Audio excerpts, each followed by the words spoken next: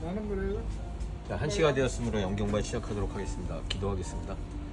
하나님 아버지 감사합니다. 오늘도 이렇게 성서 말씀을 공유할 수 있도록 시간을 허락해 주셔서 진심으로 감사를 드립니다.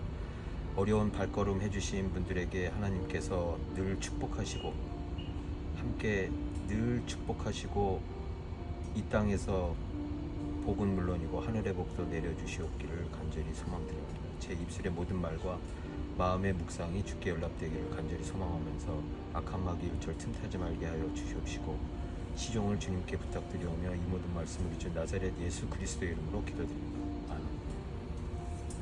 아멘.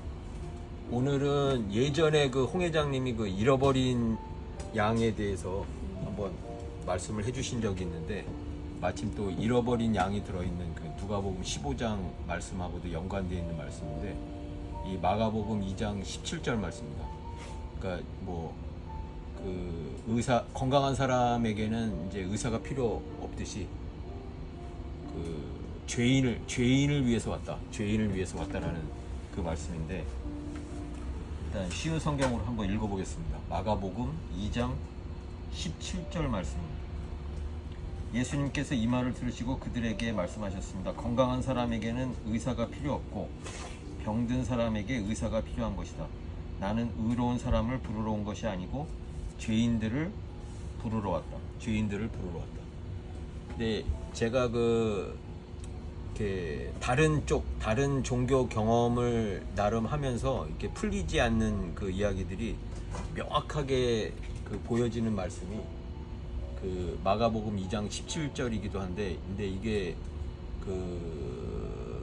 굉장히 유교 철학이나 불교 철학에서 흔히들 회자되는 이야기들인데 저게 무슨 말인지 이렇게 답해도 저렇게 답해도 사실 이게 답을 하는 순간 틀린 답이 된다라는 이야기들을 많이 하는데, 그래서 개구즉착이라고 10개자 입구자 즉시즉자 차고 착자를 써서 입을 여는 순간 바로 틀린 답이 된다라는 표현들을 많이 쓰면서 어떤 오늘 같은 말씀 속에서도 다른 경전 속이나 다른 종교 안에서는 희미하게 보였던 것들이 오늘 예수님 말씀을 통해서 명확하게 나타나는 것을 한번 공유해 보고자 합니다. 그래서 예전에 우리나라 동양 기독교 한국 철학자 중에서 이제 유일하게 처음으로 세계 철학자 대회에 발표되기 시작하신 분이 다석유영모라는 분이 있는데, 그분의 이제 제자 중에서 함석헌하고 이제 현재 김응호 목사님 두 분이 계셨는데, 이제 김응호 목사님이 그분을 처음 뵙는 순간에 이제 물어봤다는 말 중에서 하나 둘 셋이 무엇입니까? 그러니까 일반적인 사람들이 들었을 때는 굉장히 엉뚱한 질문을 하는 거고, 그다음에 사실 이제 도올 김영옥 이런 도올 선생님 같은 경우에도 굉장히 극단적으로 그분이 싫어하는 게 뭐냐면 이제 소위 도에 대한 얘기를 굉장히 싫어합니다. 그래서 이제 기에 대한 얘기, 자기는 도에 대한, 그러니까 어떤 의미에서 이제 공자하고 비슷한 얘기죠.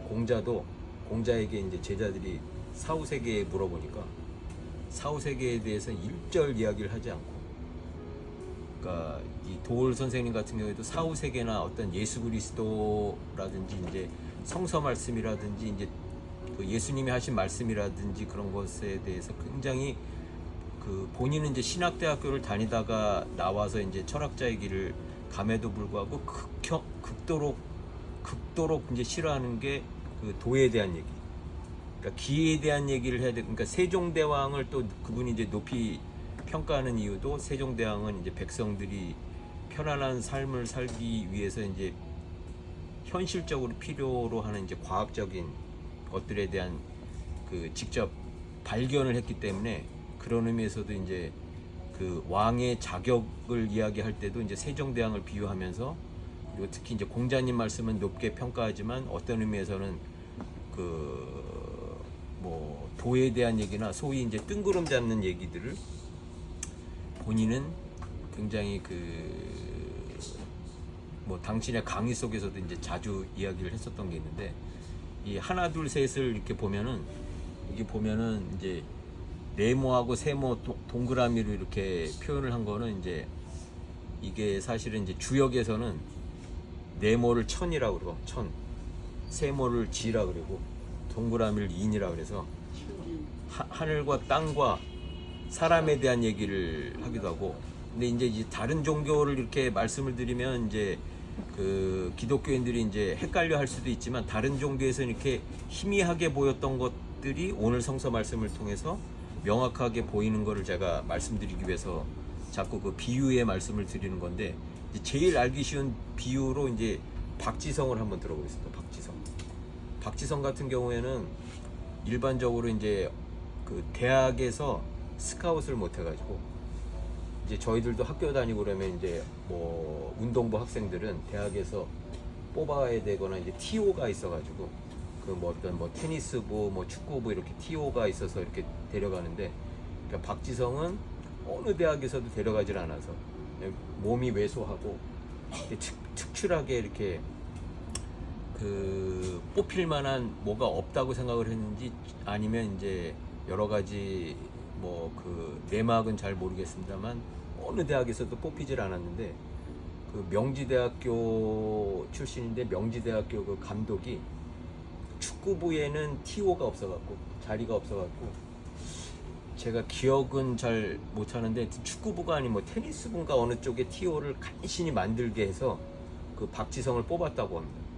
그러니까 이게 우연 같지만 이 박지성이라는 위대한 이제 그 저 우리나라 역사상 축구계의 한 획을 긋은 사람이 과연 이게 이제 우연이었냐?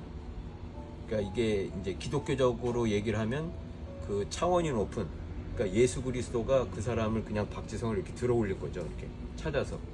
이게 우연 같지만 필연적으로 들어 올렸다고 생각을 하는데, 근데 이제 이 박지성 이렇게 보면 이제 제가 이렇게 그 이 비유를 들면서 말씀을 드리는 게, 또 한 번은 그리고 대학에 들어가서 축구 생활을 하다가 우연하게 허정무 감독이 이제 올림픽 대표 감독이었는데, 명지대학교 감독하고 친분 관계가 있어서 연습 시합을 하느라고 올림픽 대표팀을 데리고 와서 명지대학교랑 연습 경기를 시키는데, 거기서 명지대학교 학생이었던 왜소했었던 박지성이 올림픽 대표 선수들보다 굉장히 그 지혜로운 활동, 그러니까 허정무 같은 경우는 이제 해외에서 그 축구 리그를 경험을 했기 때문에 그때만 하더라도 이제 한국 사람들 이제 개념이 빠르면 아주 빠른다든지 뭐 어떤 체격적으로 좋다든지 어떤 축구 선수로서 뭐 어떤 그 한국 축구에 맞는 어떤 사람을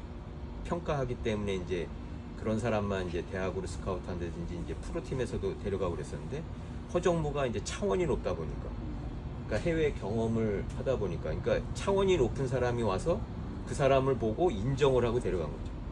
그러니까 이제 성서에서는 죄인이라는 표현을 써 있지만 어떤 의미에서 이제 잃어버린 양일 수도 있고, 그러니까 이 2002년 월드컵 멤버 속에서 무리에서 아예 벗어난 어린 양을 그 명지대학교 감독이 찾아준 거, 그리고 찾아서 다시 잃어버렸는데 또 허정무가, 근데 이제 예전에 허정무가 이제 어디 그 인터뷰에서 얘기한 게, 박지성을 그때 이제 명지대학교 학생임에도 불구하고 일주일간 한번 연습시켜 보겠다고 감독한테 얘기해서 이제 데려가서 올림픽 그 축구 대표팀에서 연습시킨 결과 아주 잠재력이 뛰어나서 얘를 올림픽 대표팀에서 키워서 월드컵이 이제 한국에서 열리니까 그때 주요 멤버로 써야겠다라고 확신을 해서 데려가서 뽑았는데, 그때 이제 언론이나 사람들이 자기 친구인 명지대 감독하고 바둑두다 뽑았다. 그리고 이제 박지성이 이제 경기 중에 실수를 자주 하고 그러니까 이거 말도 안 된다. 그러니까 뭐 로비를 썸내는 등 뭐 별의별 소리를 다 들었음에도 불구하고 이제 자기 눈에는, 그 높은 차원의 눈에는, 차원이 높은 사람 눈에는 아예 확신이 드는 거죠. 이 사람이, 그러니까 겨자씨에서 뭐가 나오듯 겨자씨로 본 거죠. 씨는 지금 겨자씨고 분명히 그러니까 하나님의 아들, 이게 비유를 들자면 이제 하나님이 선택한 사람, 이미 선택되어진 사람이라는 게 확신이 들어가고 뽑은 거였는데, 근데 또 한 번 그 이게 박지성이 어떤 또 이제 게 있냐면, 한국의 프로팀들이 또 다 안 데리고 와서 일본에서 교토에 있는 그 저 프로축구팀에서 데려갔습니다. 박지성.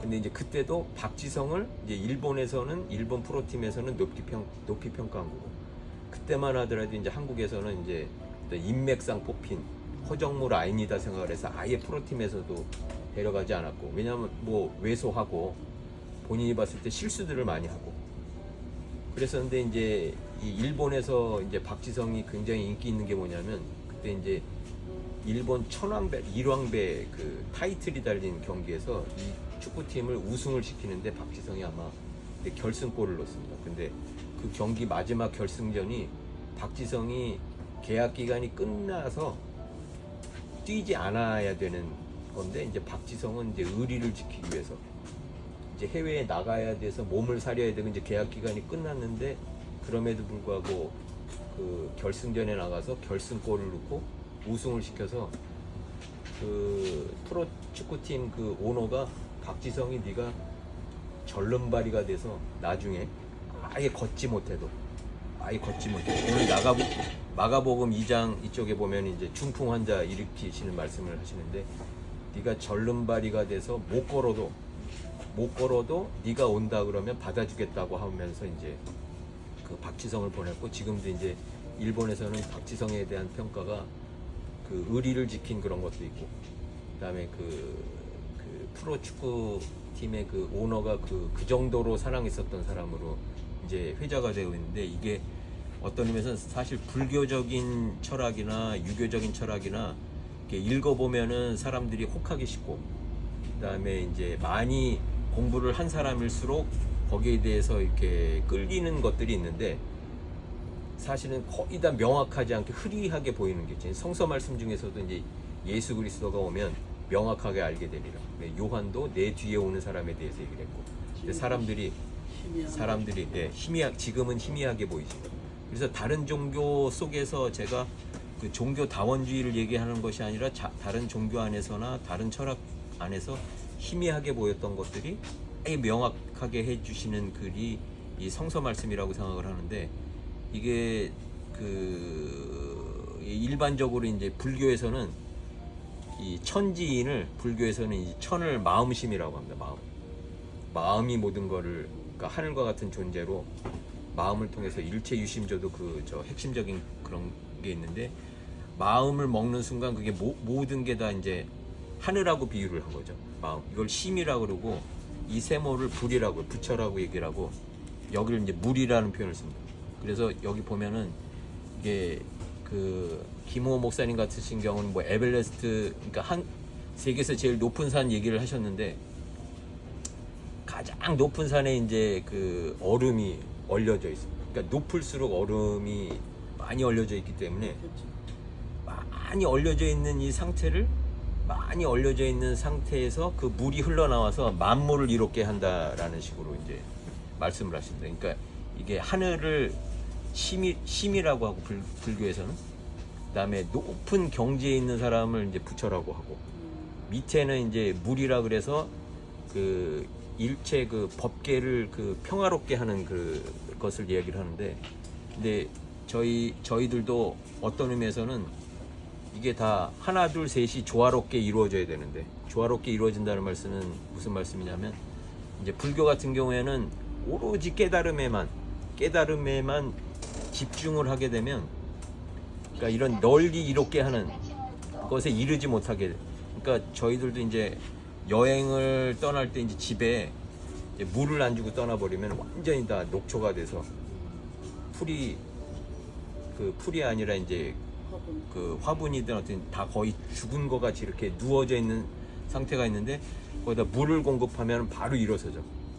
그러니까 제가 어떤 의미에서는 예전에 홍 회장님이 이제 잃어버린 양 그 말씀을 하셨을 때, 저는 이제 이 녹초가 되어버린 우리들이 그 잃어버린 양이라고 생각을 합니다. 원래 태생 자체가 푸릇하게 일어나야 되는 건데, 오로지 예수 그리스도를 만나지 못해서, 그러니까 예수 그리스도의 영이 임하는 순간 하나님으로부터 선택받은 그 사람들이기 때문에 이건 저절로 이루어지는 거죠. 근데 이제 여기 예수 그리스도를 꼭 이 얼음을 통해서 물이 흘러져 나오는 게 이제 예수 그리스도가 십자가의 고난을 통해서, 그러니까 물이 그 얼음이 물이 되기 위해서는 자기 이제 성질 자체도 완전 바뀌어야 되고, 이게 어떤 의미에서 부활이라고도 할 수가 있겠고, 비유를 들면 그러니까 자기를 다 내놓고 정말 겸손되게 하늘의 뜻에 따르지 않고, 어제 이제 기도회에서 말씀도 자기를 비우고 이제 겸손되게 하나님의 말씀을 듣지 않으면 사실은 그게 뭐 요한복음 1장 1절의 말씀이 태초에 말씀이 있었다는 말씀을 제대로 이해하지 못하는 경우가 있고, 아무리 깨우침이 높은 도를 이야기하는 어떤 부처를 만나도 그게 이제 소용이 없다는 거죠. 아무리 깨우친 이야기를 하고 아무리 도가 높은 이야기를 하더라도 아무 의미가 없다, 이렇게 저는 생각을 합니다. 그래서 이게 유교 철학에서는 이제 양명학이라고 하는 게 있는데, 거기 이제 왕양명이 이거를 이제 불교와 마찬가지로 마음심으로 하고, 이제 부처 대신 걔네들이 이제 지행합의라는 거예요. 지행합의. 양명학에서는, 유교 철학에서는 이거를 지행합의라고 하고, 이 동그라미 이거를 이제 치양지라고 합니다. 치양지. 근데 이게 주자하고는 전혀 반대되는 이야기였는데, 이제 유교 철학에서는 주자는 지행합일이 아니라 지가 먼저고 행이 이제 후라고 해서 알고 나서 이제 어떤 행함을 주로 이야기를 하거나 이제 도덕적인 얘기를 하는데, 여기에서는 지행합일이라는 뜻이 아는 순간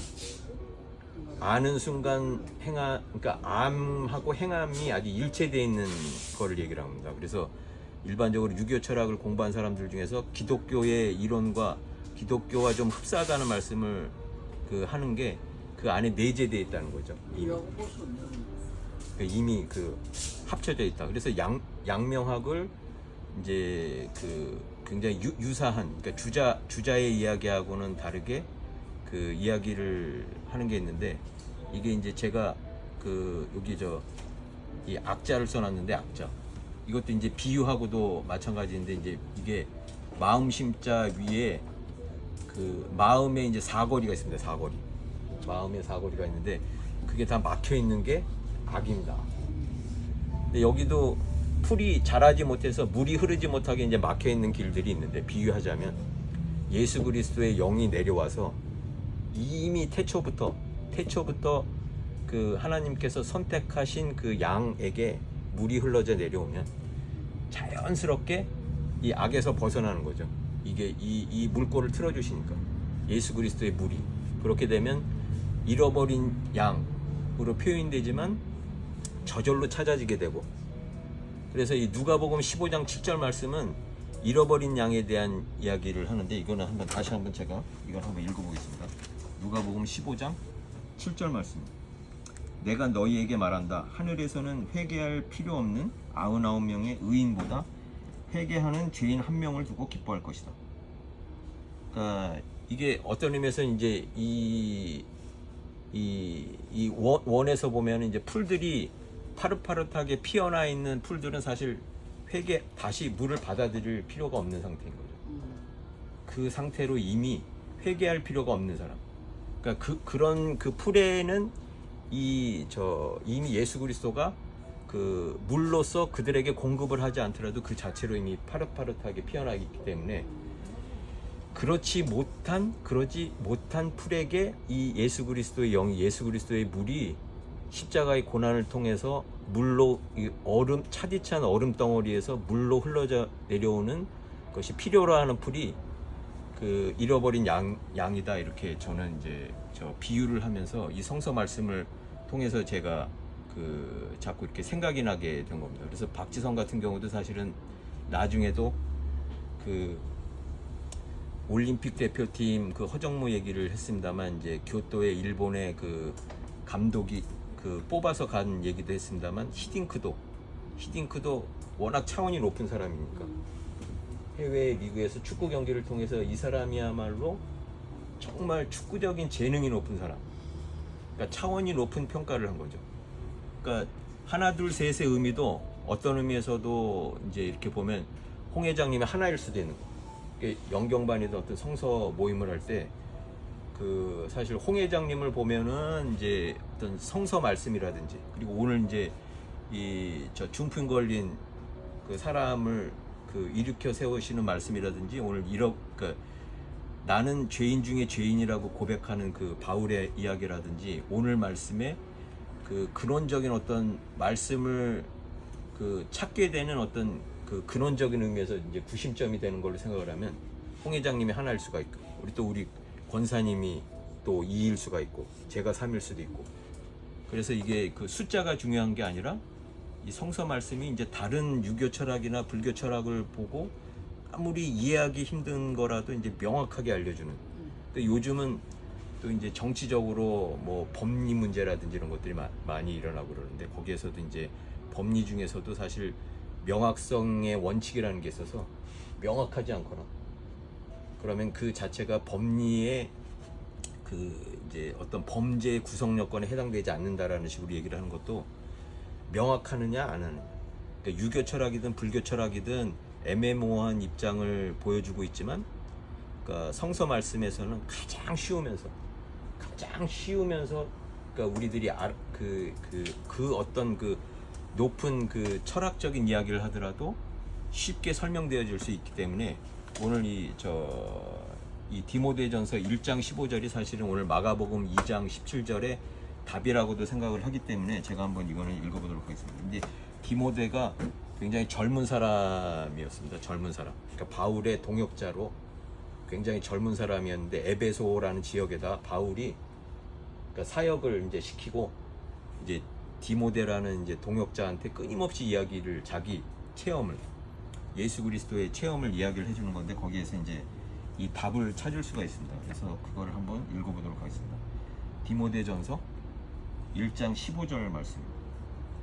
모든 사람들이 진심으로 받아들여야 할 말은 예수 그리스도께서 죄인을 구하러 이 땅에 오셨다는 것입니다. 나는 그 죄인 중에서도 가장 큰 죄인이었습니다. 그러니까 바울이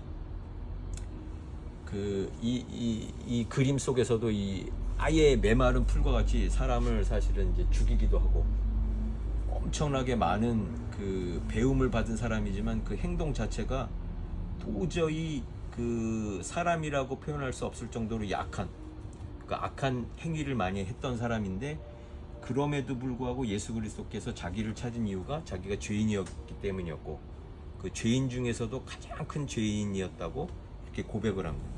그러니까 잃어버린 양들의 특징은 자기가 그 하나님으로부터 떠나 있다는 그 회개, 그리고 바울처럼 나야말로 죄인 중에 죄인이라고 고백하는 사람. 그 박지성도 자기는 도저히 이제는 이제 뭐 대학교도 들어갈 수 없을 정도의 축구 선수라고 생각할 정도로 자기 스스로를 낮게 평가하고 겸손되게 그렇게 그 자기 스스로를 낮추는 순간 어떤 차원이 높은 단계에서 이렇게 계속 데려가는 거죠. 그러니까 박지성이 그 네덜란드 리그에 갔다가 다시 한번 이제 퍼거슨이라는 이제 잉글랜드 그 무대에 가장 세계적으로 제일 훌륭한 무대에서 뽑아갈 때도, 그때도 이제 퍼거슨이라는 사람이 그 이 영국 무대에서 가장 뛰어난 지도자였는데, 그 사람이 봤을 때 박지성이야말로 그 자기가 어떤 영양분만 공급을 하면, 자기의 지도를 통해서 이렇게 기회만 주면 바로 일어설 수 있는 그런 사람. 그러니까 중풍병에 누워져 있는, 누가복음 15장에서 나와 있는 그런 말씀처럼 병들어 있고, 그 객관적으로 세상 사람들이 봤을 때는 아무 의미가 없고 쓸모없고 이제는 몸도 가눌 길이 없다라고 생각하는 사람이라고 생각했지만, 이제 퍼거슨이야말로 예수 그리스도야말로 저희들 같은, 그러니까 바울같이 모든 사람들이 포기하고 사악한 사람이었지만, 그 사람을 통해서 그 한 사람을 통해서 전 세계에 복음을 전파하게 됐다는 말씀하고도 같다고 생각을 합니다. 그래서 누가복음 15장 7절 말씀을 제가 한번, 이거는 이제 중풍병자를 일으키는 그 말씀인데, 15장 말씀을 한번 읽어보겠습니다. 이 중에서 15장 말씀이 길기 때문에 이 중에서 예수 그리스도가 하신 말씀만 읽어보도록 하겠습니다. 너희 중에 어느 사람이 양 100마리가 있는데 그 가운데 한 마리를 잃었다고 하잖아. 그러면 99마리의 양을 들판에 남겨두고 잃은 양을 찾을 때까지 찾아다닐 것이 아니냐. 그리고 양을 찾으면 어깨에 메고 기뻐할 것이다. 어떤 여자가 드라크마를 가지고 있다가 하나를 잃어버렸다고 하자. 그러면 등불을 켜고 온 집안을 쓸며 찾을 때까지 자세히 뒤지지 않겠느냐. 그러다 찾으면 친구들과 이웃들을 불러 말할 것이다. 나와 함께 기뻐하자. 잃었던 드라크마를 찾았다. 내가 너희에게 말한다. 이처럼 회개하는 죄인 한 사람을 두고 하나님의 천사들이 크게 기뻐할 것이다. 그 중풍병 환자에 대한 이야기는 이제 마가복음 2장에 나옵니다. 누가복음 15장이 아니라 2장에서 예수 그리스도가 하신 말씀만 읽어보겠습니다. 아들아, 이거는 이제 중풍병 환자에게 말씀하신 겁니다. 예수 그리스도가 아들아, 내 죄가 용서되었다. 어째서 너희가 마음속으로 그런 생각을 하고 있느냐? 이 중풍병 환자에게 내 죄가 용서되었다라고 말하는 것과 일어나서 침상을 가지고 걸어라 하고 말하는 것 중에 어느 것이 더 쉽겠느냐? 그러나 인자가 세상에서 죄를 용서할 수 있는 권세가 있다는 것을 너희에게 보여주려고 했다. 내가 네게 말한다. 일어나 침상을 가지고 집으로 가거라. 그리고 오늘 마가복음 2장 17절 말씀입니다. 건강한 사람에게는 의사가 필요 없고 병든 사람에게 의사가 필요한 것이다. 나는 의로운 사람을 부르러 온 것이 아니고 죄인들을 부르러 왔다. 그러니까 이게 그 불교적인 얘기를 이제 그 비유적으로 얘기를 하면 모든 게 마음으로 모든 게 이루어지고 하지만 이제 이 불가에서는 특히 부처를 만나면 그 불교하고 이제 기독교의 궁극적인 차이는 부처를 만나면 그 부처를 죽이라라는 얘기였습니다.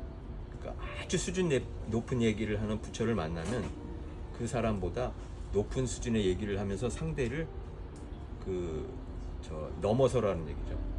넘어서라는 얘기. 어떤 의미에서는 이제 서로 내가 옳고 네가 옳고 이런 어떤 논쟁이 붙는 거하고도 비유할 수가 있겠습니다만 내 철학보다 네 철학이 더 낫다라는 식으로 얘기를 하는데 끊임없이 서로 그러니까 철학적인 그 높이 경쟁을 하면서 부처를 진짜 만나면 그 부처보다 그 도가 높은 이야기를 함으로써 그 자기가 부처임을 증명하라는 식이 되는데 기독교 같은 경우에는 예수 그리스도 같은 경우에는 그런 게 아니라 어떤 부딪힘이 있을 때 예를 들어서 하나님의 어떤 그 뜻과 자기의 뜻이 부딪힘이 있을 때 그 불교처럼 그 하나님의 뜻을 아예 격파하고 자기 뜻이 옳다라는 식으로 이제 올라서는 게 아니라 그러니까 이 하나님의 말씀을 아예 없애고 아예 지워버리고 자기의 말씀을 높이 드세우는 게 아니라 십자가에서도 마찬가지지만 예수 그리스도는 자기를 그냥 비우는 거죠. 하나님의 말씀이 옳은 것으로 비우고.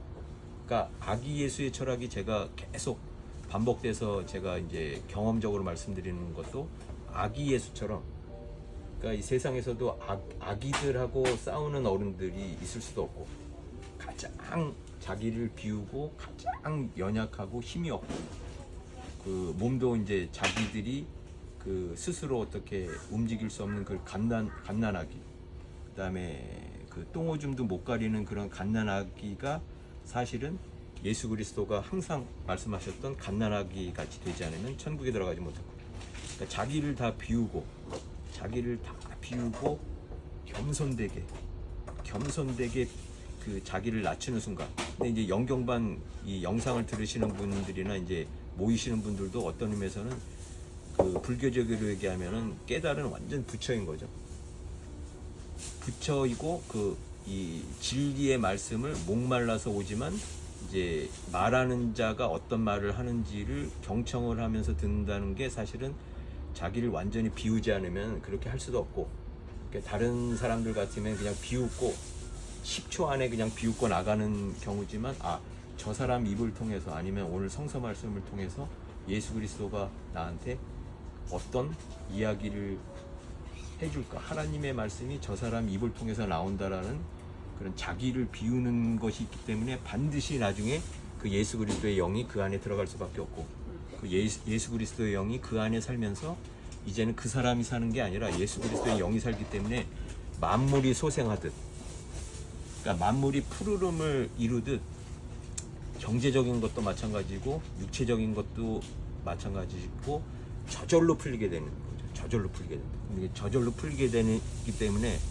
하나님의 그 뜻을 항상 기억하면서 예수 그리스도처럼 그 자기를 비우고 하나님의 말씀을 따르게 되면 저절로 예수 그리스도의 내 영 안에 머물기 때문에 육체적으로도 그렇고, 오늘 마가복음 2장 말씀에 중풍병자가 그대로 침상을 들고 일어나는 것 같은 기적은 물론이고, 세상을 살아감에 있어서 모든 것이 물질적인 것도 육체적인 것도 그 포함해서 풀린다. 그래서 이게 이제 어떤 의미에서 하나 둘 셋의 의미가, 하나 둘 셋이 무엇입니까? 라고 물어봤었던 게 이제 이게 성부, 성자, 성령일 수도 있고, 카톨릭으로 이야기를 하면 그러니까 성부의 말씀을 따르는 그 뜻에 온순하게 따르고 자기를 비우는 성자가 있을 때 비로소 성령이 그 안에 거하게 되는 그 말씀이라고도 생각을 합니다. 그래서 도올 선생이 항상 얘기하시는 그 어떤 기라고 하는 거, 이 그릇기, 그러니까 세상적인, 그러니까 세상적으로 봤을 때 과학적인 얘기가 아닌 모든 것을 이제 이제 소위 이제 그분은 이제 구라라는 표현을 많이 쓰는데, 근데 그것이 다 이제 헛된 것이다, 망상적인 것이다라고 이렇게 보는 것이 아니라, 제가 말씀드렸다시피 차원이 높은 단계의 어떤 그 박지성의 비유도 들었습니다만, 예수 그리스도가 두세 사람이 예수 그리스도의 이름으로 모인 곳에 항상 있고, 당연히 이곳에서 또 예수 그리스도가 오셔서 부족한 저를 통해서 겸손되게 성서 말씀을 듣고자 하는 사람들 안에 그리스도의 영이 지금 이미 임하셔서 저를 통해서든 아니면 다른 어떤 타자를 통해서든, 박지성이 어떤 뭐 명지대 감독을 통해서 그 사람이 다시 일어났듯, 그리고 또 뭐 허정무 감독을 통해서 올림픽 대표팀에 들어가고, 히딩크를 통해서 아니면 이제 해외에 있는 사람을 통해서 그 사람이 이렇게 들어져 올려왔듯이, 분명히 예수 그리스도의 영이 그 영상을 들으시는 분이나 항상 겸허하게 그리스도의 성서 말씀에 귀 기울이는 그 영경반에 모이신 분들 안에 반드시 안에 살면서 저절로 그분들이 그 일어나서 재정적인 것은 물론이고, 이제 본인이 원하지 않더라도 타자, 제3자들이 그분을 예수 그리스도를 통해서 일으켜 세운다.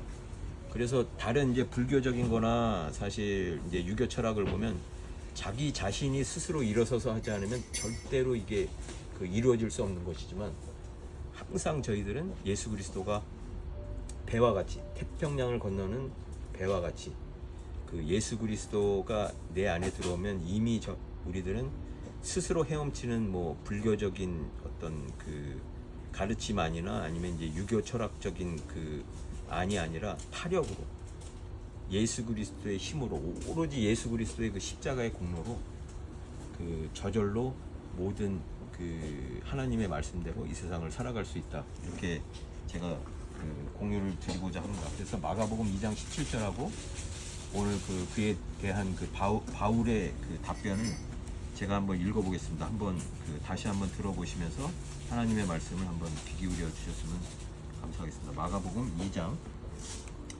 2장 말씀을, 예수 그리스도의 말씀은 제가 읽어보겠습니다. 아들아, 내 죄가 용서되었다. 어째서 너희가 마음속으로 그런 생각을 하고 있느냐? 이 중풍병 환자에게 내 죄가 용서되었다 라고 말하는 것과 일어나서 침상을 가지고 걸어라 하고 말하는 것 중에 어느 것이 더 쉽겠느냐? 그러나 인자가 세상에서 죄를 용서할 수 있는 권세가 있다는 것을 너희에게 보여주려고 그랬다. 내가 네게 말한다. 일어나 침상을 가지고 집으로 가거라. 나를 따라오거라. 건강한 사람에게는 의사가 필요 없고 병든 사람에게 의사가 필요한 것이다. 나는 의로운 사람을 부르러 온 것이 아니고 죄인들을 부르러 왔다. 신랑의 친구들이 신랑과 함께 있을 때 금식을 하지 않는다. 그렇지 않느냐? 신랑이 자기들과 함께 있는 한 그들은 금식하지 않는다. 그러나 신랑을 빼앗길 날이 올 것이고 그날에 금식을 하게 될 것이다. 그 그 누구도 낡은 옷에 새 천조각을 대고 깁지 않는다. 만일 그렇게 하면 새로 된 조각이 낡은 옷을 당겨 더욱 못쓰게 될 것이다. 또한 그 누구도 낡은 술 부대에 새 술을 보관하지 않는다. 만일 그렇게 하면 술이 그 부대를 터뜨려 술과 함께 술 부대가 다 못쓰게 될 것이다. 새 술은 새 부대에 넣어야 한다. 누가복음 15장 말씀 중에서 예수 그리스도의 말씀만 읽겠습니다. 너희 중에 어느 사람이 양 100마리가 있는데 그 가운데 한 마리를 잃었다고 하자. 그러면 그는 99마리의 양을 들판에 남겨두고 잃은 양을 찾을 때까지 찾아다닐 것이 아니냐. 그리고 양을 찾으면 양을 어깨에 메고 기뻐할 것이다. 집으로 돌아오는 길에 친구들과 이웃을 불러 말할 것이다. 함께 기뻐하자. 잃었던 양을 찾았다. 내가 너희에게 말한다. 하늘에서는 회개할 필요 없는 99명의 의인보다 회개하는 죄인 한 명을 두고 더 기뻐할 것이다. 그리고 오늘 바울의 말씀입니다. 바울. 모든 사람들이 진심으로 받아들여야 할 말은 예수 그리스도께서 죄인을 구하러 이 땅에 오셨다는 것입니다. 나는 그 죄인 중에서도 가장 큰 죄인이었습니다. 이 말씀을 통해서 다른 이제 종교 안에서 또는 다른 이제 철학적인 경전 안에서 저희들이 희미하게 보였던 것들이 조금이나마 명확하게 보일 수 있는 그런 시간이 되었다면 감사를 드리겠습니다. 오늘 권사님 기도로 마침 기도로 영경만 마치도록 하겠습니다. 사랑의 아버지 하나님 감사합니다. 세상에 하나님 우리를 창조하실 때 너희의 형질이 조성되기 전에부터 천지가 창조되기 전에서부터 우리를 이미 정하셨다고 말씀하셨습니다. 그런 걸 볼 때는 인간의 눈을 볼 때는 기적같게 이미 하나님께서 계획해 놓으신 일들 안에 다 있다는 것을 전설을 통해서 알아지면 알아질수록 하나님의 위대하심과 존귀하심을 앞에 우리는 참으로 낮아질 수밖에 없습니다. 사랑하는 종을 통하여서 이렇게 많은 강론으로 우리에게 가르쳐 주신 것을 감사드립니다. 사랑하는 아버지 하나님, 이 동양에는 동양 철학이 있고 서양의 철학이 있고 얼마나 많은 인류에 많은 일들이 있습니까?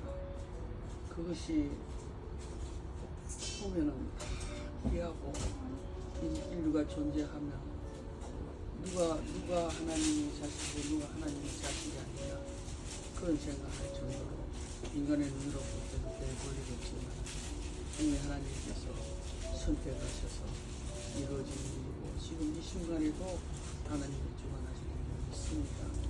이 영경말을 통하여서 더 많이 알고 더 많이 알아가지고 어떻게든지 진리가 너희를 자유케 하며 수고하고 무거운 짐진 자들아 다 내게로 오라. 내가 너희를 쉬게 하리라. 나에게 주신 영예는 가볍다 했습니다. 어렵게 생각하면 한없이 어려운 이 세상 살이 있는데 하나님은 우리를 쉽다고 하셨사옵니다. 말씀 안에서 그 쉬운 복음이 자꾸 깨달아지는 역사가 있게 되기를 원합니다. 오늘도 귀한 말씀을 주시고 사랑하는 종이 하나님을 존경하게 하기를 간절히 바랍니다. 예수님의 이름으로 기도드렸습니다. 아멘.